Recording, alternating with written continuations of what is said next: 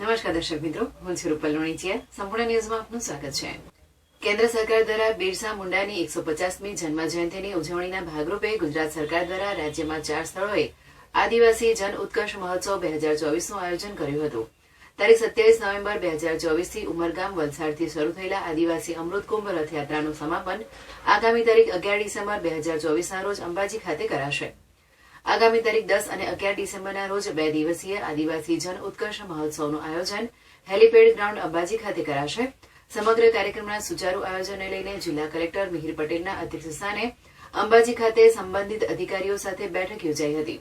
બેઠકમાં જિલ્લા કલેક્ટરે જણાવ્યું હતું કે સરકારની માર્ગદર્શિકા મુજબ સમગ્ર કામગીરીનું આયોજન કરાશે, જેમાં તારીખ 10 ડિસેમ્બરના રોજ ઇનોગ્રેશન કાર્યક્રમ, સેમિનાર, લાભાર્થીઓને લાભોનું વિતરણ, પ્રદર્શન, ઉદઘાટન અને નિદર્શન તથા સાંજે સાંસ્કૃતિક કાર્યક્રમનું આયોજન કરાશે.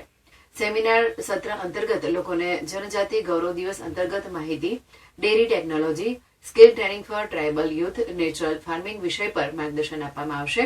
જ્યારે 11 ડિસેમ્બરના રોજ બિરસા મુંડાનું જીવન અને યોગદાન, સિકલ સેલ અને એનિમિયા રોગ અંગે જાગૃતિ, રમતગમત અને સ્પર્ધાત્મક પરીક્ષાઓ અંગે માર્ગદર્શન આપવામાં આવશે. સાંજે સાંસ્કૃતિક કાર્યક્રમ સાથે આદિવાસી જન ઉત્કર્ષ મહોત્સવ 2024નું સમાપન કરાશે.